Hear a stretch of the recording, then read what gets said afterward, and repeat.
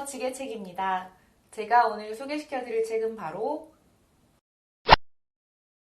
짠!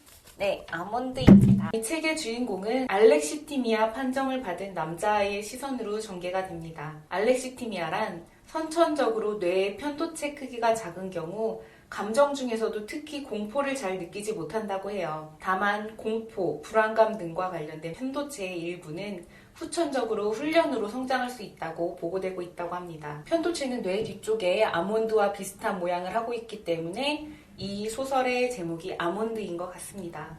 엄마와 단둘이 살고 있는 윤재는 6살이 되던 해에 이 병을 판정받는데요. 아빠는 아이가 태어나기 전 좌판에서 액세서리를 팔다가 술 취한 오토바이가 좌판을 덮치게 되면서 사망합니다. 엄마는 홀로 아이를 키우다가 아이의 병을 알게 된 뒤에는 힘에 부쳐 할머니를 찾아가 도움을 청합니다. 할머니 역시 홀어머니였고 자신의 딸만은 꼭 평범한 삶을 살기를 바라며 대학까지 보냈는데 액세서리를 파는 남자와 임신을 해서 결혼한다고 하자 그때 절연을 했었습니다. 그렇게 할멈과 엄마와 함께 살게 된 주인공. 할멈과 엄마는 아이가 어디에서 모난 행동을 하지 않도록 히, 노, 에, 락, 오, 요 이런 것들을 최선을 다해서 학습을 시킵니다. 분명히 어려운 일이었지만 최선을 다했고 또래 아이들에 비해 튀지 않도록 노력을 해왔습니다. 헌 책방을 운영하면서 그럭저럭 생활을 이어오던 세 사람. 주인공의 생일인 크리스마스 이브, 세 명은 외식을 했습니다. 근데 그때 식당 앞에서 그 사건이 벌어집니다. 세상에 불만을 품은 한 남자가 칼부림을 했고 거기에 할멈과 엄마가 희생양이 된 것입니다. 할멈은 윤재가 보는 그 자리에서 바로 죽었고 엄마는 혼수 상태가 되었습니다.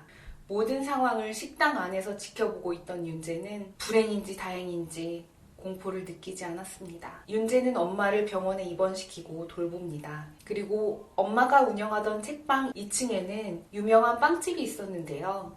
빵집 주인인 신박사라는 사람이 엄마가 잘 돌봐달라고 했다고 찾아왔고 홀로 남은 윤재에게 보호자이자 말동무가 되어집니다. 이 신박사는 의사 출신인데요.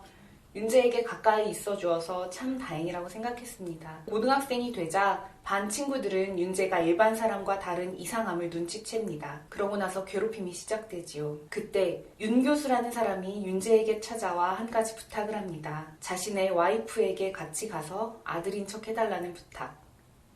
그러면 엄마의 병원비를 대주고 돌봐주겠다고 합니다. 사실 윤 교수네는 오래전 놀이공원에서 아들을 잃어버렸었고 아들이 실종된 뒤로 어두운 삶을 살다가 마음의 병이 자라나 죽음에까지 이르게 된 와이프의 마지막 소원을 들어주기 위해 자신의 아이와 비슷한 윤재에게 부탁을 했던 것입니다. 그렇게 윤 교수의 와이프에게 찾아가 아들인 척을 했던 윤재. 윤 교수의 와이프는 결국 세상을 떠났고 그 사이 친아들인 고니가 등장합니다. 당시 실종된 뒤 대림동 쪽방촌에서 중국인 노부부와 함께 살았는데 몇 년간 집 밖으로 나가본 적이 없었어요. 초반에 고니의 행방을 찾을 수 없었던 것도 그런 이유였을 것입니다. 출입국 관리소에서 검문을 나오면서 노부부는 자취를 감췄고 그 후 고니의 방황이 시작되며 지금의 상처를 받고 거칠어진 독한 고니가 되었습니다. 자신을 대신해 엄마의 마지막을 다른 아이가 차지한 것에 대해 분노하는 고니는 윤재를 괴롭히기 시작합니다. 하지만 윤재는 두려움이나 공포를 느끼지 않았고 더욱더 약이 오릅니다. 그러다 윤재의 병과 그간의 사정을 알게 된 고는 증오하는 마음을 약간은 내려놓고 다른 시선으로 윤재와 가까워집니다. 둘만의 특별한 유대감이 조금씩 쌓이고 친구가 되어가는 윤재와 고니, 그리고 같은 반 여학생인 도라가 윤재의 인생에 들어옵니다. 달리기를 좋아하는 도라는 윤재를 색안경 끼고 보지 않았습니다. 감정이 없다고 생각하며 자란 윤재에게 조금씩 변화가 보이기 시작했습니다. 이쯤에서는 살짝 설레이는 장면들도 있어요. 윤재와 도라가 뽀뽀를 했지요. 겉으론 악에 바친 불량 학생이었지만 속으론 상처가 많았던 고니는 제주도로 떠났던 수학여행에서 도둑으로 몰리게 됩니다. 나중에 범인이 밝혀졌지만 자신을 믿어주지 않는 모두에게 실망을 합니다. 그 뒤 고니는 강해지겠다며 사람들이 자신에 대해서 생각하는 대로 살아보겠다고 윤재에게 말한 뒤 사라집니다. 고니를 찾아 나선 윤재, 찐빵이라는 아이에게서 소년원에서 같이 생활을 했던 철사라는 형에게 찾아갔다는 이야기를 듣게 되고 혼자서 고니를 찾으러 갑니다. 으스스한 지하에서 상처가 많이 난 고니를 발견한 윤재는 고니를 데리고 나가려고 하는데 그때 철사가 나타납니다. 철사는 고니에게 네가 강하다는 것을 보여달라며 칼을 쥐어줬고 윤재를 찌르라고 합니다. 하지만 고니는 쉽게 찌르지 못하죠. 결국 철사가 나서서 고니를 찌르려 할 때 윤재가 끼어들며 대신 칼에 찔립니다. 그렇게 의식이 희미해져가는 윤재. 그 뒤의 상황은 고니가 철사를 찔렀고 경찰이 들이닥치며 철사를 체포해갔습니다. 다행히 고니는 정당방위가 인정이 되었습니다. 철사의 칼에 찔려 쓰러지자 눈물을 흘리며 안아드는 고니. 그때 고니의 진심이 담긴 눈물이 윤재의 무언가를 깨웁니다. 이 부분을 읽어드리자면요. 톡! 내 얼굴 위에 눈물방울이 떨어진다. 뜨겁다. 될 만큼. 그 순간 가슴 한가운데서 뭔가가 탁 하고 터졌다. 이상한 기분이 밀려들었다. 아니, 밀려드는 게 아니라 밀려나갔다. 몸속 어딘가에 존재하던 둑이 터졌다. 울컥. 내 안에 무언가가 영원히 부서졌다. 느껴져. 내가 속삭였다. 그것의 이름이 슬픔인지 기쁨인지 외로움인지 아픔인지 아니면 두려움이었는지 환희였는지 나는 알지 못한다. 다만 나는 무언가를 느꼈을 뿐이다. 이런 내용이 있습니다. 그리고 나중에 사람들은 윤재에게 왜 그랬냐고, 왜 끝까지 도망치지 않았느냐고 물었습니다. 그때 윤재는 나는 제일 쉬운 일을 한 것뿐이라고 말했습니다. 두려움을 느끼지 못하는 사람이 할 수 있는 유일한 일을. 네, 윤재가 변했습니다. 윤재에게 많은 일들이 일어났고 분명히 예전과는 다른 감정들이 솟아나고 있었습니다. 병원에서 깨어난 윤재에게 신 박사가 고니의 쪽지를 전해줍니다. 미안하다. 그리고 고마워. 진심. 이렇게 소설이 끝이 나는가 싶었는데 윤재의 앞에 휠체어를 미는 신 박사가 들어오고 휠체어에 앉은 사람은 윤재를 향해 환히 미소를 짓습니다. 기적적으로 엄마가 깨어났습니다.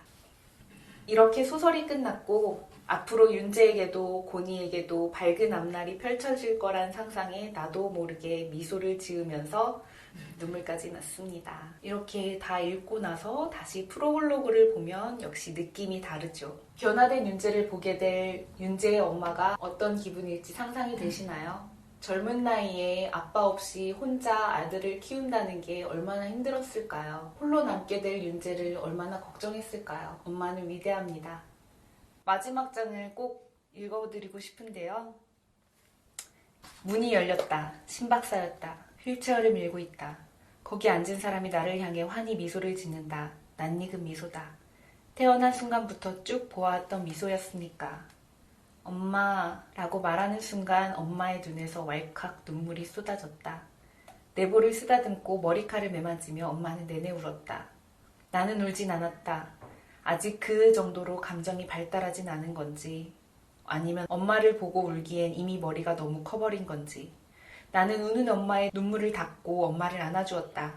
이상하게 그러면 그럴수록 엄마는 더 울었다. 내가 누워있는 동안 거짓말처럼 엄마가 깨어났다. 모두가 불가능하다고 했던 무언가를 엄마가 해낸 거다. 그런데 엄마는 다르게 말했다. 모두가 불가능하다고 했던 무언가를 내가 해냈다고. 나는 고개를 저었다. 뭔가를 더 설명하고 싶은데 그동안 있었던 일을 어디부터 얘기하면 좋을까? 갑자기 땀이 뜨겁다. 엄마가 뭔가를 닦아준다. 눈물이다. 어느새 내 눈에서 눈물이 흐르고 있다. 내가 운다. 그런데 또 웃는다. 엄마도 마찬가지다. 글을 읽는 지금도 또 눈물이 날 것 같네요. 아무튼 정말 강추합니다. 아몬드 꼭 읽어보세요.